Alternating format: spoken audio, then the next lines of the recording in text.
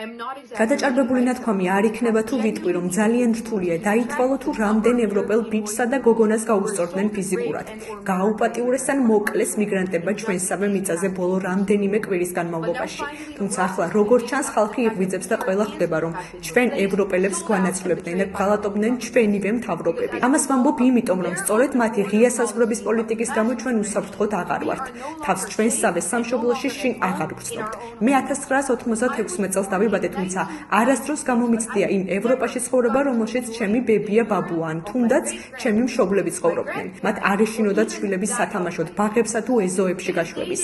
მათთვის საშიში არ იყო საღამოობით ველოსიპედით სიარული. მათ არ ეშინოდათ საზოგადოებრივი ტრანსპორტით სარგებლობის. მათ არ ეშინოდათ, რომ საჯარო სივრცეებში მიგრანტები მათ გააუპატიურებდნენ ან მოკლავდნენ. ეს მაშინ ნორმალური რამ არ იყო. ეს არც ახლაა ნორმალური, თუმცა ეს ევროპის საერთო პრობლემაა და ეს უნდა შეიცვალოს. That was not normal then, it is not normal now, but it is common, and that has to change. ის ფაქტი, რომ ჩემ თაობას არასდროს უნახავს ჩემი მშობლების თაობის ევროპა, არ ნიშნავს, რომ ჩვენ არ გვაქვს უფლება ისეთ ევროპაში ვიცხოვროთ. უსაფრთხოდ ცხოვრობდე შენს ქვეყანაში და თავს დაცულად გრძნობდე პრივილეგია არ არის. ეს ჩვენი უფლებაა. სწორედ ამიტომ სურს ჩვენი ქვეყანა დავიბრუნო. ჩვენ ევროპელებმა უნდა დავიბრუნოთ ჩვენი ქვეყნები.